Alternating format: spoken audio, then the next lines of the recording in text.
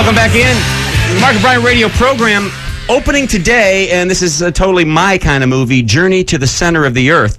USA Today liked it. It's getting really good reviews. With us on the phone, the star, Brendan Fraser. Good morning, Brendan. Hey, guys. How are you? Good morning, Yola. Drive safe out there. I'm so happy to be on the air right now because I got to tell you something. What? This picture is the first live-action feature-length, narrative-driven, high-def 3D movie in history. Now, you can see it in 3D or not. Is it better? Absolutely, you can. But go to a 3D-equipped theater, and you are in for a transportational experience. I mean, it's something so cool. It hasn't been done before. I think it's been a while since either one of us had a how did you put it? Transportational space. You're actually immersed into the world of it, because what happens, one of my favorite things to do when I've been introducing screenings of this is you watch the audience watch the picture, and you've got, the glasses, and they're better. They aren't the red-eye, blue-eye ones that made you kind of like want to hurl, or they give paper cuts over your ears, Right. They're polarized lenses, and they work over your glasses if you wear them, so that's all good. And what they do is, the audience is they're cynics, so like, prove it to me. Come on, okay, what's so great about this? And the lights go out, show starts, and even when you see the logos, people go, "Ah, wow, cool!" I mean, that's nice. It's astonishing. You see little kids out there, like, reaching out during the world of this movie. There's like a swarm of bluebirds that come through. They wave and try to catch them. Then you see their big tough dad doing the same thing next to them. Absolutely. Awesome. Well, I can't wait for this film, and I'm gonna. Where is a 3D theater around us? Do we have in LA? There's lots of them. Check the listings in the papers. I can't name them, but I do know that there's a lot of them, because there's only like 1,500 screens in the United States right now, because there's a huge conversion that's going on. Okay. A debate between are we analog and film, or do we go to digital? And then the digital theaters that we do have done like an upgrade with this technology called Real D, and that allows you to see this movie the way that it was conceived of. I mean, like I say, it's the first time this has been done since an innovation like this. Well, what a great story to do this with. I mean, along with all, of course, the visual candy you get, it's a good story. Jules Verne wrote 120 years ago. It's the imagination of what, if you can make it to, it's all in the title, folks, Journey to the Center of the Earth. Guess what happens? What would it look like? Well, it opened it up to all the Viz effects experts out there to just have an open ticket to imagine it and create it. Now, I got to mention something that I think is important. Okay. I mean, you guys know me. I've been making these Viz effects movie CGI stuff for like the last 10, 12 years, and a lot has happened in that time. I've learned a lot, and audiences have an expectation level that has risen to the point where, I'm not saying they're not impressed, but they just, it's the norm. If you can imagine it, you can create it, like a screenwriter. All right, now, you guys shot this movie in 3D. Yep. How, technically speaking, when you're on the set, was that a longer process, difficult to deal with, or not a problem? It was mostly not a problem, and honestly, a little bit easier because it's all digital. There is no film. For those of you who know about movies that be in LA, everything like that, on the first day we shoot this cave-in sequence, right? This is a little anecdote. And the first AD goes, "Okay, great, check the gate," and that means that there's a little gate on the side, and you look in there with a flashlight, see if a fly died in there or someone hair or whatever, and then you got to go for another take. But you realize, you know what? There's no film. There's no gate. Yeah. Everything's different. It's a digital body camera with twin lenses.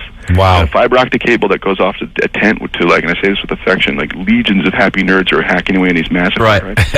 And they're creating this 3D effect that's actually happening. They had a feed from the A camera into a tent when visitors would come, and you could actually hear them like going, "Oh my God, that's so cool!"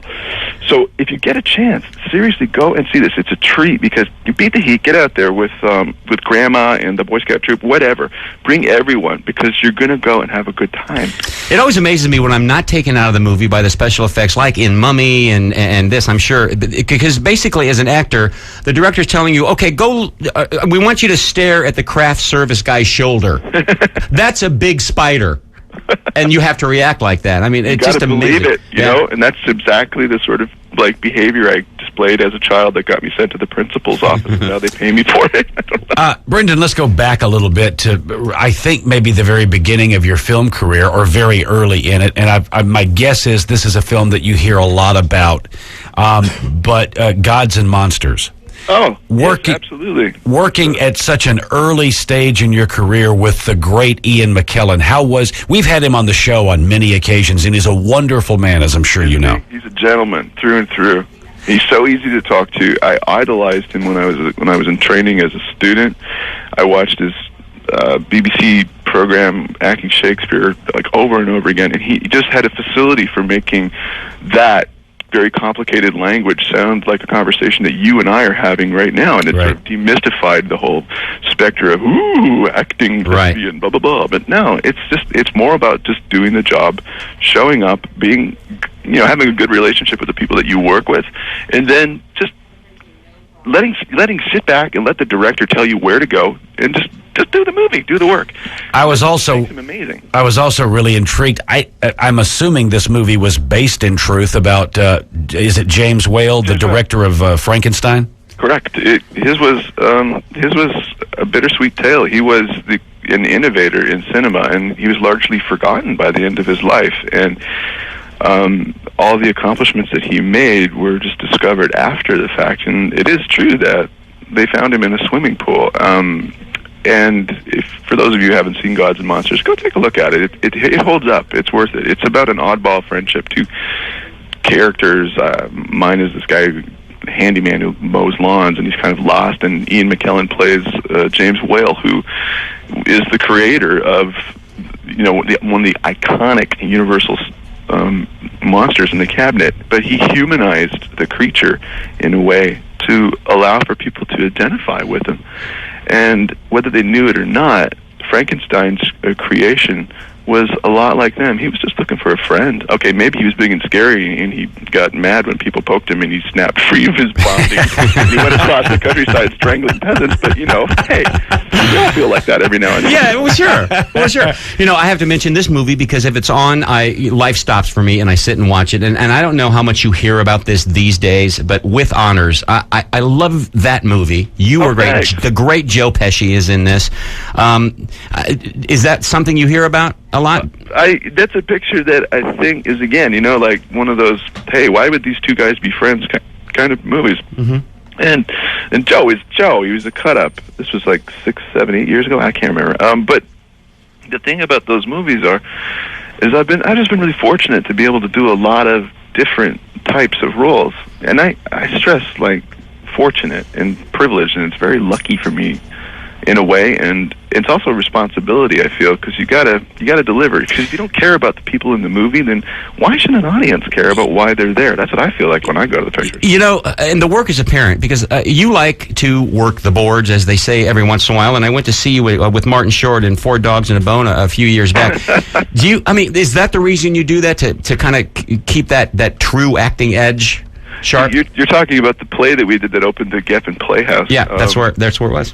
And yeah, I think it's good to be a little bit frightened every now and then. Go to the risk area, go take the highway to the danger zone and see if you can learn something from it. Go by the seat of your pants. And the cool thing about the experience of working on stage is, again, and it's sort of, I gotta say it's mimicked in this movie that's coming out this weekend. Mm-hmm. Journey Center 3D brings its audience together in a way that they probably weren't expecting, and I can qualify that by saying, yeah, it's a family picture. If you're a kid, if you're 89 years old, whatever, you're going to have a good time. But you have got to go to the theater. You can't wait for it to come out on your gadget, on your handheld device, or DVD on demand. You got to go to the theater, and you will have a great time because it's got that communal experience that seems to be lacking. We're going to take a little, we just had time for one phone call, but Sylvia really wanted to say something to you. Sylvia, you're on the air with Brendan Fraser. I am seriously driving right now to my fiance's house because we wanted to talk to Brendan Fraser about the movie Bedazzled. And he's probably dying. I was flying on the freeway to get, anyway, Brendan, Bedazzled, you're borderline genius, and I say borderline only because I don't want it to get to your ego. But that movie is super hilarious. You are amazing. All the characters that you do. The sensitive guy was amazing. Yeah, that's true. Well, thank you. There was 7 movies in one, and let me give you a tip. You ready for this? Yeah. There's an Easter egg in that DVD that you might not know it, and those of you who don't know what an Easter egg is, look it up on a website. there's some instructions if you watch the DVD, and if you follow them, like you press left, right, up, down, or whatever, there's a hidden scene in there that they couldn't include in that movie. It's when that character becomes a rock star, and it was just too hot for the studio to put out. So, and it was like, oh no, don't cut it, and you've got to see this sequence. And so that's my gift to you and your fiance. You got something fun to do on your honeymoon now. Let me ask you about that movie. Because, go ahead, Sylvia. Say what you wanted to say. Yeah, I just pulled up to his house and I'm honking the horn like crazy. But anyway, seriously, we are constantly quoting that movie. We crack each other up, and when we have moments of where we're just like, okay, who the hell are you? We'll say something like, "Me lo pienso," and that'll crack each other up. That's just, yeah. I aim to please. Yeah, well, you do. And let me ask you, was that movie, that script written for you? Because, I mean, there's not a lot of guys that could play all those roles. Gosh, I don't know the answer. You'd have to ask our director then, Harold Ramis. I knew he wanted to remake the classic that was a beloved picture in the 60s and 70s, and Dudley Moore and Peter Cook, and it's a picture that just, if you look at it, here's a big word, epistologically. Nice. What does it amount? 1, 2, 3, 4. That's 5. 1, Nice 2, 3, 4, word. 5. You like that word? Yeah. Good one. It's about a guy who makes a journey towards enlightenment. Why? He's playing around with the devil. Okay, what's going to happen? Then by the end of that story, you wonder if the devil really was the devil after all, or was helping this guy who was lost sort of find a better place in life. What was the film you did with Christopher Walken? Blast from the Past. Dude, that's good too. That movie. God, you've been in so many great films, dude. That movie had a Forrest Gump, or at least your character had just an innocent who was discovering life for the first time. And that movie has legs even to this day. That's good of you to say. He was in a bomb shelter in the valley for his first 35 years of his life. He emerges, and everything is brand spanking new to him. He knows nothing of irony. He has absolutely no clue when someone's like making fun of him. But he's a hell of a dancer. And he knows how to swing dance like nobody's beeswax. No, that was a good scene too. The biggest compliment I got about the swing dancing is some reviewer who, I don't know, didn't like the movie for whatever reasons, hey, go ahead, don't like it, I don't care. But what they wrote is that was a body double all the way through the sequence, and it wasn't. That was me, because my knees suck. Yeah, you did. That was really me, but I thought, what a compliment. They thought that I was doubled for all the dancing. I've stayed up all night watching TV in color. Well, it's a Brendan summer because along with Journey to the Center of the Earth, The Mummy is coming out in August. August 1, Jet Li, Michelle Yeoh. We shot in China on some really wildly cool locations. The Great Wall, all of that is all in the movie. This time, the heavy is Jet, and we have taken the characters to another archaeologically rich nation, that being China, and they discover the terracotta warriors of Xi'an, and of course what happens? They get reanimated, and who are you going to call? A megalomaniac who wants to rule the world. You're going to call the O'Connells. They'll show up if we can't put them back to sleep. Brendan, love how excited you sound about Journey to the Center of the Earth. We all look forward to seeing it, man, and thanks for being on our show. It's my pleasure. All right, now, again, what you may want to do is seek it out, look in the paper. It's going to clearly tell you that this is a 3D theater. And according to Brendan, that's what you want to go do. All right, dude. Good talking to you. Come in. Whatever. Have a great time. Come in and see us sometime. I'd like that. Thanks a lot. All right, man. Have a good summer. You too. We had to cut the interview short because I really have to go take a epistolistic. That's a big word he used. That's back a there. huge word. We're going to look that up. Epistolictically. Wow. You go, Brendan. Do you think he made that word up? I think it's a real word. Danny, isolate that word, and then we'll look it up and find out what it means. Or somebody will. We won't. Always learn it here on this program. That's right.